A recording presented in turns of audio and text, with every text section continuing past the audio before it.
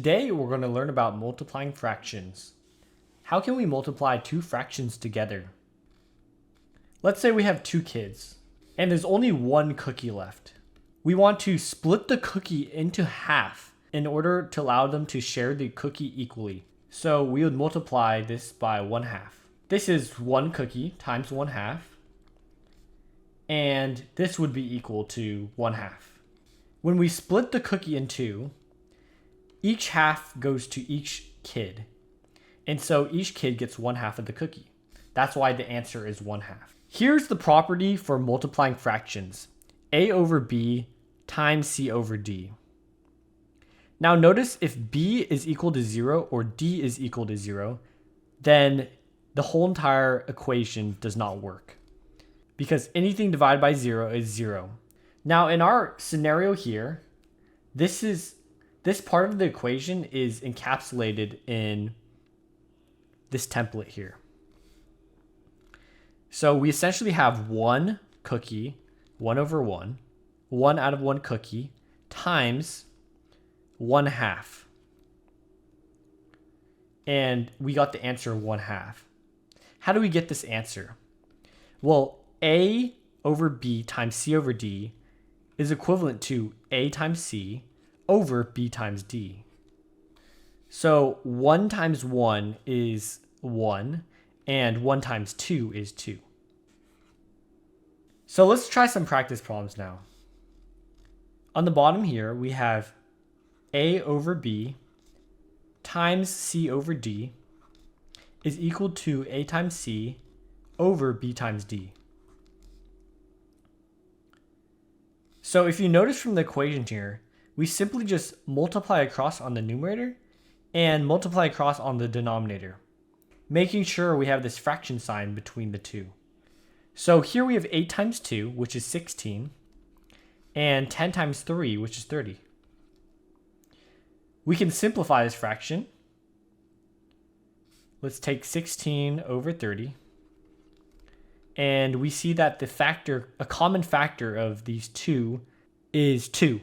So this is equal to 2 over 2, and then times 8 over 15. 8 over 15. 2 times 8 equals 16, and 2 times 15 equals 30. That works. So we know our simplified fraction is 8 over 15. This next problem has variables in the equation, but let's do the same thing. Multiplying across, we have 4x times 10. That would be 40x. And on the bottom here, we have 30 times 4x. And this would be equal to 120x. So we take this number, 40x over 120x. And because we have an x on the top and an x on the bottom, we can cancel these x's out. Also, we have a 0 on the top and a 0 on the bottom, so we can also cancel these zeros out. So now we have 4 over 12. A common factor of these two numbers is 4. This would be equal to 4 over 4 times 1 over 3. And so this would be our simplified fraction, 1/3. Finally, let's try this last problem. This time, we have a fraction multiplied by a whole number. What do we do here? Well, there's a trick to this. You can basically think of -5 as -5 over 1, because -5 over 1 is still -5. Dividing a number by 1 does not affect it. So this is the same number. For the negative sign on this number, we know that this fraction is going to be negative always. If you ignored this negative sign and popped it on 5, -5 divided by 8 is the same fraction, and 5 divided by -8 is also the same fraction. So you can pop it on either. Let's just do the top for simplicity's sake. So we have -5 times -5. A negative times a negative is a positive. So that's 5 times 5, which is 25.